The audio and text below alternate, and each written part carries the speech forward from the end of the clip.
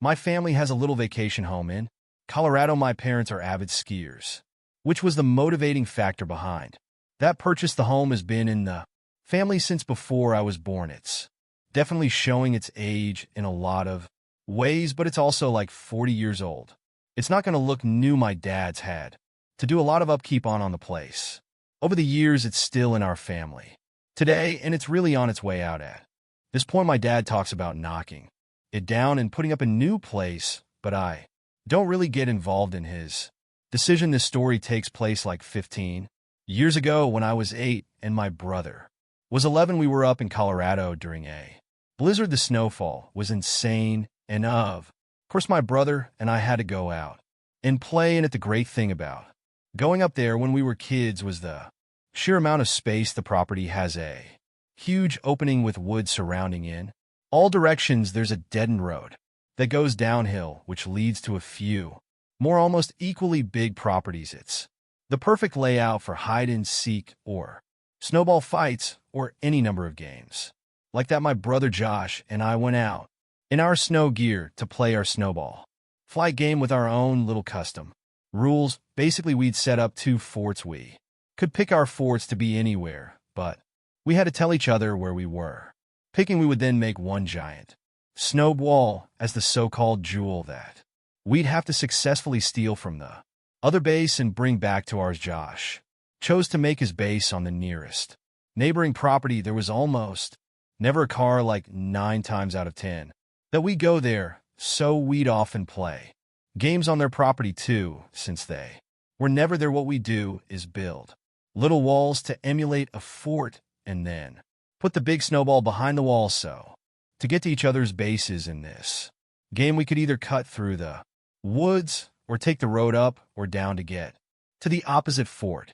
Once Josh ran down the road and disappeared, I was supposed to wait for him to blow the whistle to signal that the game began. I waited for a while, like a long while, over 5 minutes. He had already set up his fort by then, so all he had to do was get back down there and blow the whistle. When it hit around maybe the 10-minute mark is when I decided I probably just couldn't hear the whistle from there, so I started plotting my route. Was it better to go through the woods or down the road? I opted for the road because, honestly, going through the woods during a blizzard at 8 years old was a scary thought. I started trudging through the unplowed snow on the ground as flakes of snow blew into my face with the amount of layers my mom made me put on, though I wasn't cold at all. As I approached the driveway to the neighboring property, I looked through the trees and didn't see Josh over there with all the brush and trees bare. In the winter, it was quite easy to see through the woods, so I cut into the property through the trees to kind of sneak in, but Josh was literally nowhere inside. I saw his fort, so I looked around, and when I could confirm he wasn't anywhere in sight, I approached his fort to grab the jewel. Before I heard a woman's voice yelling out, "Excuse me, are you looking for your brother?" I turned in the direction it came from, and it was an older woman at the front door of the neighbor's house. I called back that we're playing a game. She responded with, "Your brother isn't here." I was very confused. I started walking towards the front steps of the house, and as I got closer, the woman's face got clearer to my 8-year-old mind. She looked a lot older than she probably was. As I got closer to the house, I noticed that one of the upstairs windows, there was someone looking out at me. For a second, I actually thought it was Josh. It was someone with half their face covered, presumably by a black beanie, and the bottom part of their face covered. Under the bottom of the window, I also noticed another trail of footprints leading to the front door. They had to be Josh's. The woman was giving me a very creepy smile. I remember that feeling of my heart dropping. For some reason, she waved me inside to come in and get out of the cold. I stopped dead in my tracks and screamed, "Josh," but there was no response. The woman stopped smiling. She didn't expect me to do that. I also noticed that the other trail of footprints was doubled over. If it was Josh's footprints, turned around and headed back towards the woods. I then heard heavy footsteps from inside the house. They sounded like they were upstairs coming down. I started to run, and the woman screamed something at me or someone else that I didn't understand. I looked back once at the house and that face that was upstairs at the window before was no longer there. I ran off the property back on the road. Running through my previous footsteps, I started to hear my dad's whistling from up the hill, the whistling he'd do to get my brother and I home at dinner time. When I made it back to our driveway, my dad and Josh were there already, having been on their way to get me before I could even try to explain what just happened. Josh was already telling me that there were people in the neighbor's house telling him to come inside. I said the same exact thing happened to me, so my dad went down there with some kind of weapon in his hand. While we waited in the home with our mom, he came back after a long while and said that the front door was locked and no one was answering, so we went to another neighbor's house and they knew the owners of the house and they called them. This part still gives me chills whenever my dad mentioned what he was told. The owners of that house were not there. That weekend nobody was supposed to be in the house. The cops were called and everything, and my brother and I did have to speak to one of the officers on scene to describe the woman. After that, we were no longer involved, according to my dad. The back door was unlocked and the house was investigated, which turned up nothing. For this reason, my parents took home any extra valuable things in fear of a break. And while we were gone after that day, we steered clear of playing on that property just from the creepiness factor of that memory alone. Thank God we didn't go in that house. I've been skiing for as long as I've been able to walk. My parents used to ski competitively. That's actually how they met, so it was really important to them that my siblings and I learned as early as possible. Fast forward about 20 odd years, and that's how old I am now. This story happened to me a few winters ago when I was 21 years old. I was a senior in college. Everyone knows the best skiing accessible to the Northeast is Vermont. It was going to be a trip like any other. It was me, Jaden, Ryland, and Air. I can't remember for the life of me what mountain we were skiing that trip, as Jaden had booked the whole thing and Ryland was driving. What I do remember was that it was massive, with like 7 ski lifts covering all the different peaks. If I had to guess, it was Killington. We skied nearly 2 full days, and I'm sure there were still trails we missed. That's how big it was. It was the second day after skiing. The day before, we had a pretty good grasp on the trails we enjoyed, so this day would mostly be about testing ourselves and pushing the limits as per tradition. I'd also be lying if I said we didn't have a handful of fireball shooters to liven things up. We were having an extremely enjoyable trip. The double blacks never got boring, and racing down each slope was its own little game. We had maybe an hour left until the lifts closed. We were all exhausted, but we knew as soon as we hit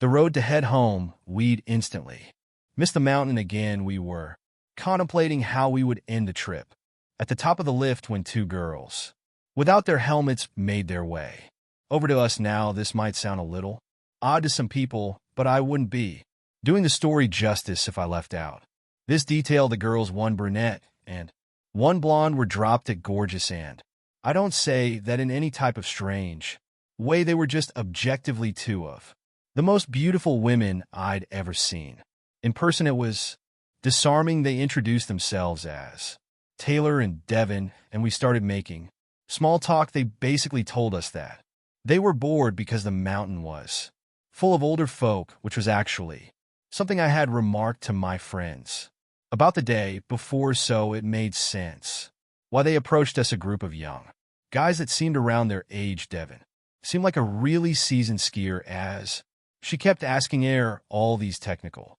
questions about his ski.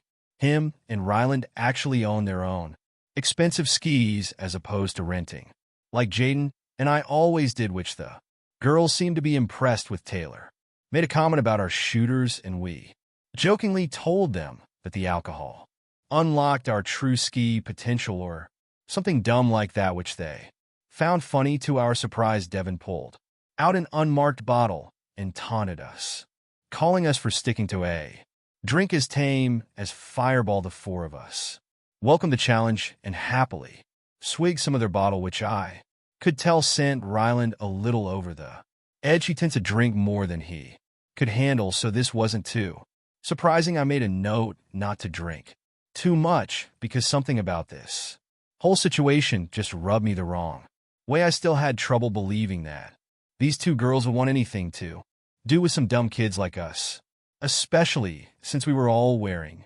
helmets and our faces weren't exactly visible. Things were going really well, though Amir was being his usual overly flirtatious self, but Taylor seemed like she was into it, so I didn't complain. I figured we were just going to spend the remainder of our time on the slope with these girls, which I didn't really mind too much. Hell, maybe they knew something we could do after the slopes closed. Just then, Devin asked us if we had skied down a trail called Devil's Forest, a name which I definitely didn't recognize. Our other friend Chase would have had the trail map memorized, as he's literally a walking GPS, but he wasn't with us. We told them we hadn't, and they explained that it was a glade trail that's a little obscure and rarely open. For those who don't know, glades are basically trails that extend in between trees so that you're skiing through a forest. We actually enjoyed skiing glades more than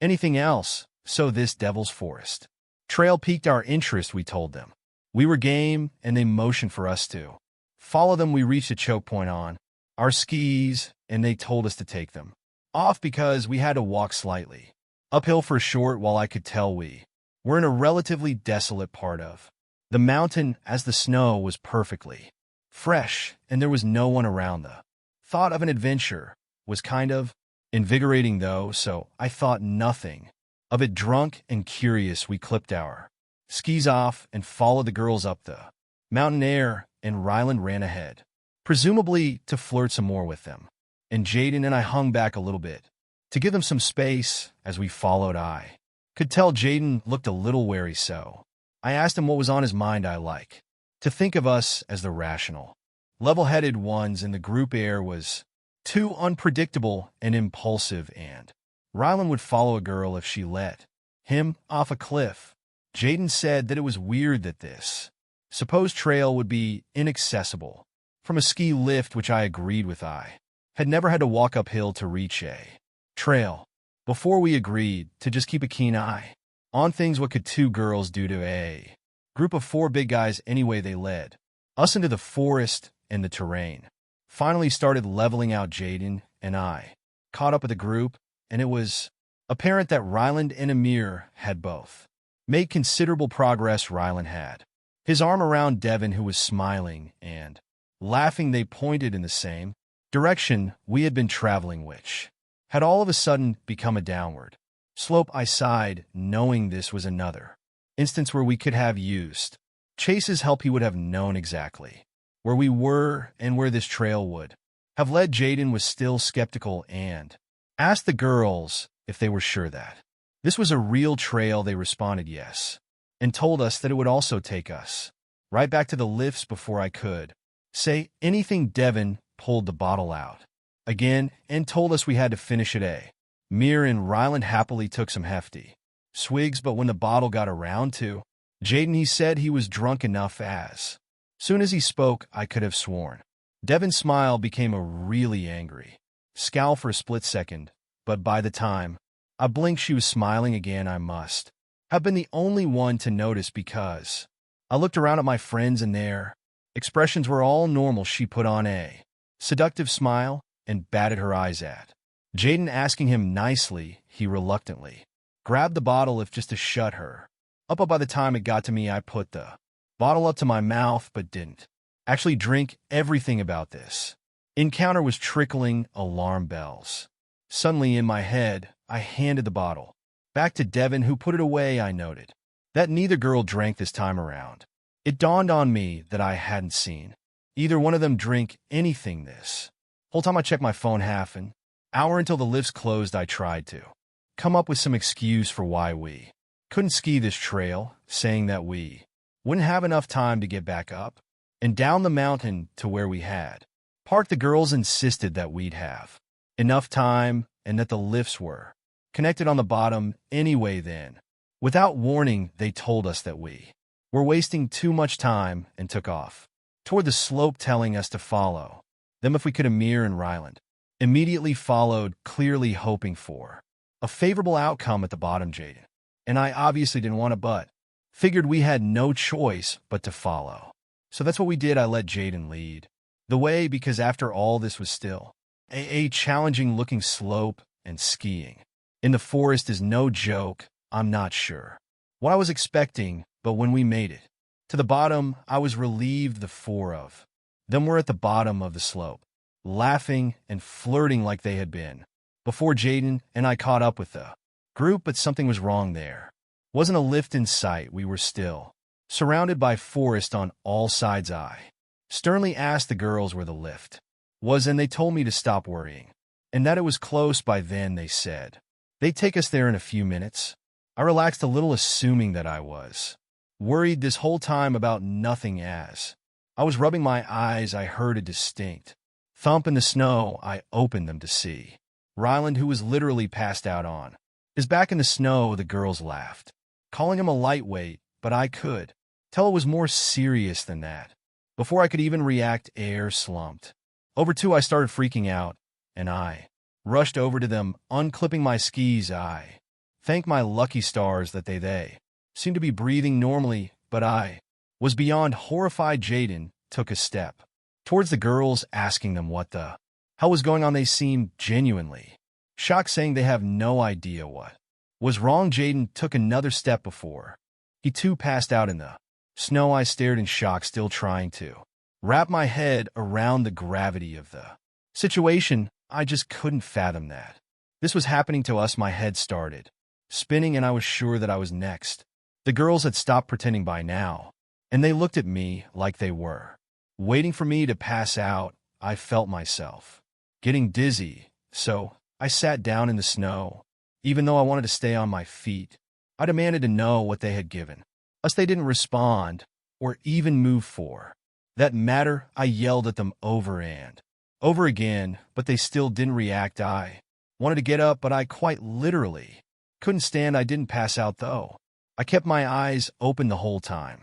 Eventually, Taylor turned to Devin and said something along the lines of, "He must have not drank enough." She looked more pissed off than anything. Devin cursed before telling Taylor that they had to go. I was still frozen. After unclipping their skis, I watched them take air and Ryland's skis before trudging off into the woods. I had to do something, but my body still felt numb. I couldn't just let them walk off with my friend skis. I knew they wouldn't be able to move that fast carrying two sets of skis, each, especially through the snow. Another few minutes passed, and I started to regain control of my body. I stumbled after their tracks in the snow, but it was actually freakish how far they'd gotten even with all that added weight.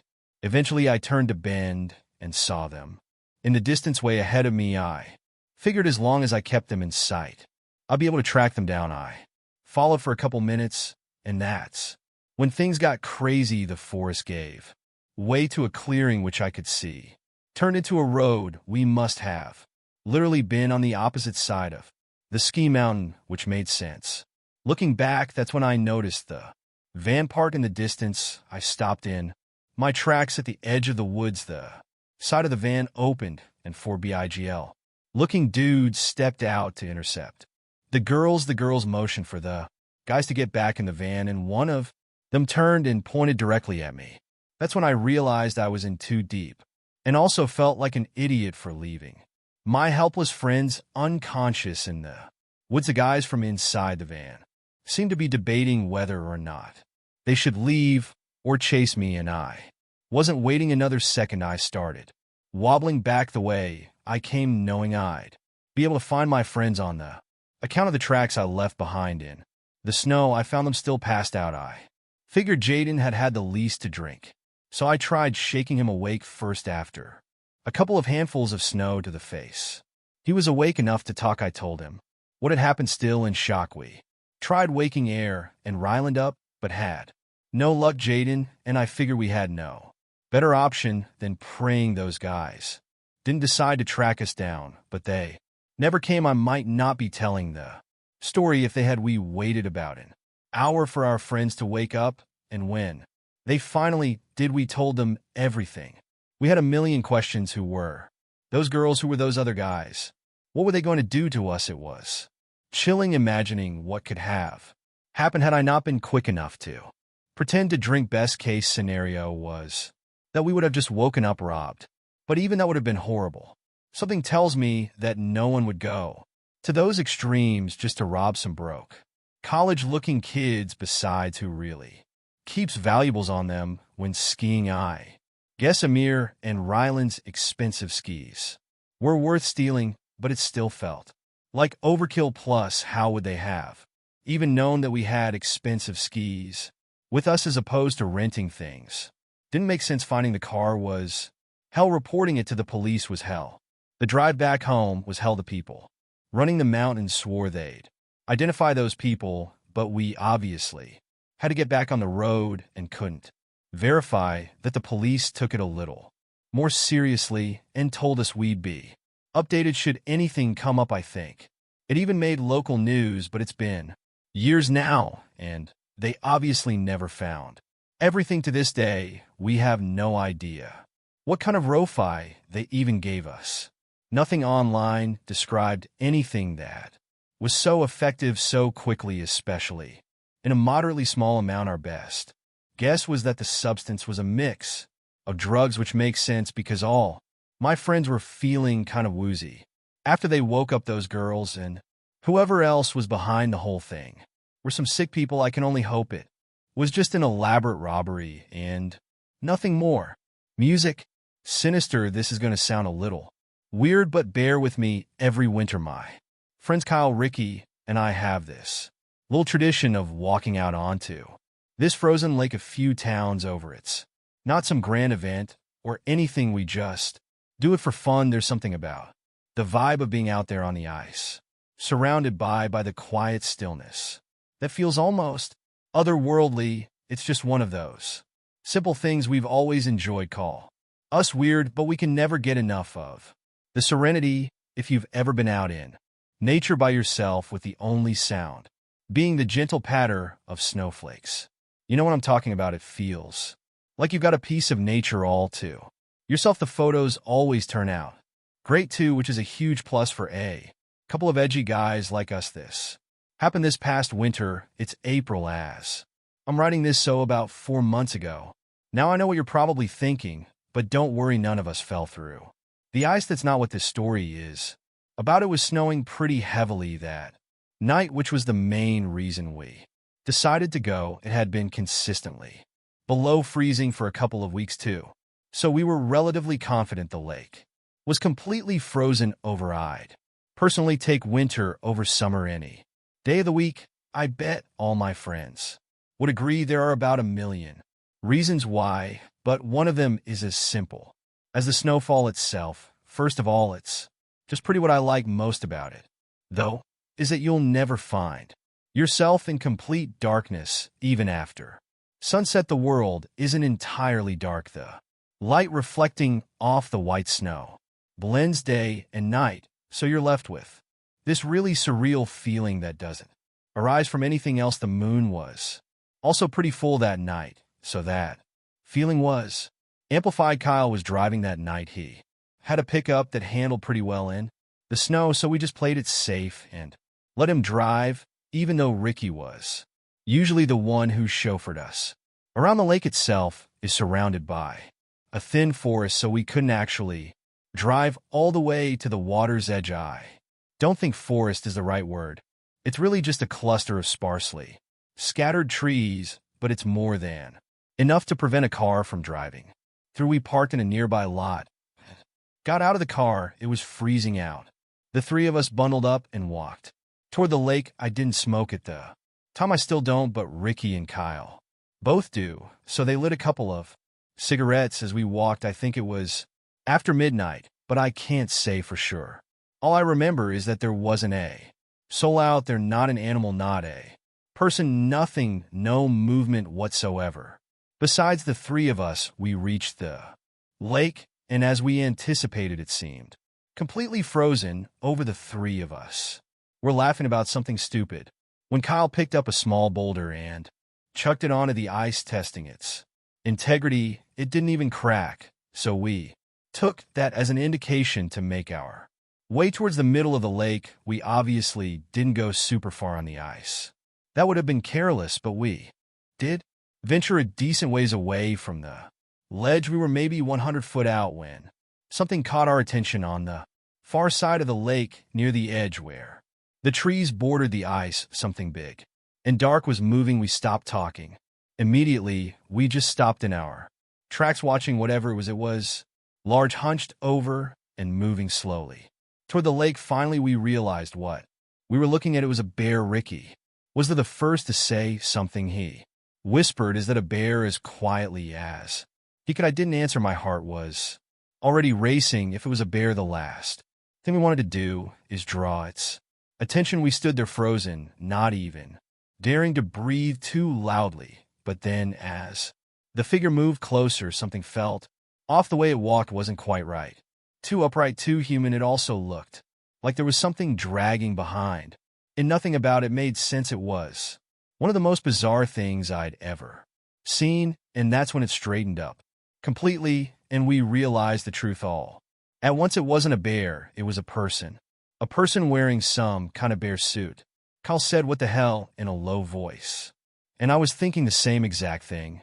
I know it doesn't sound scary in a generic sense, but if you had been there, you would have been terrified too. I tried to respond, but the words wouldn't come. I don't know if I was more afraid or confused, but something told me to stay quiet. The figure kept moving toward the ice, dragging something behind him. At first, it was hard to tell what it was.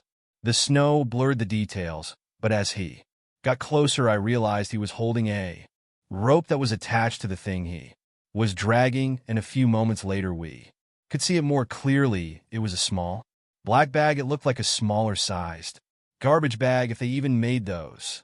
Either way, it was chilling. We stood there unsure of what to do. My mind was screaming at me to turn around and leave, but my body felt paralyzed. I couldn't move. I don't think Ricky and Kyle were too keen on turning around and leaving either, because neither one of them flinched. I probably wouldn't have left right then, even if I hadn't been so scared. I needed to know what that person was doing, and then, as if the situation couldn't get any stranger, the man unzipped and stepped out of the bear suit. Seeing him as a person didn't make things any better. He wasn't particularly large or intimidating, but there was something unsettling about him. We watched as he bent down, presumably to pick up a rock, but I couldn't tell from so far away, and then the sound started.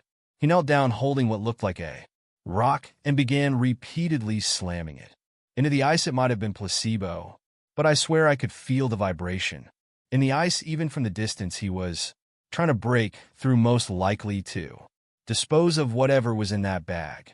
Ricky tapped my shoulder, and I turned to see him and Kyle moving back towards solid ground. Without a word, I followed suit, and the three of us tried to move quickly without making too much noise. Every step felt deafening in the quiet, even though I knew there was no way that guy could hear the crunch of snow from that far away. We barely made it a few yards when a voice yelled out, "Hey," from behind us. I didn't even look back. I just started running, praying that guy didn't have a gun. The cold didn't help. I found myself starting to get winded after not even a minute of running. I don't know if he followed. I don't think he did. But in that moment, we were in full-in panic mode. We reached the edge of the lake, and at that point, I was gasping for breath. After a very short break, we made our way back to the car silently, and Kyle drove off immediately. None of us had any idea what we had just seen. Kyle said it was probably someone dumping their trash, but I told him that was ridiculous. Who in their right mind would dress up in a bear suit in the middle of the winter to illegally dump their trash? There was no way. Ricky said it was definitely someone dumping a body, but I told him the bag was way too small for that. The three of us talked about it the whole ride home, but we couldn't agree on a definite explanation. We never got an answer. The reason I'm thinking about this now is because my mom was watching TV the other day, and an old missing person's report popped up on the screen. It was a child from around our area, and the timeline of his disappearance matched up pretty closely with what we had seen on that lake. I'm not jumping to conclusion. I know it's a long shot and probably just an unfortunate coincidence, but I can't help but wonder if those two things are somehow related. By the time you're hearing this, we've probably reported our sighting to the police.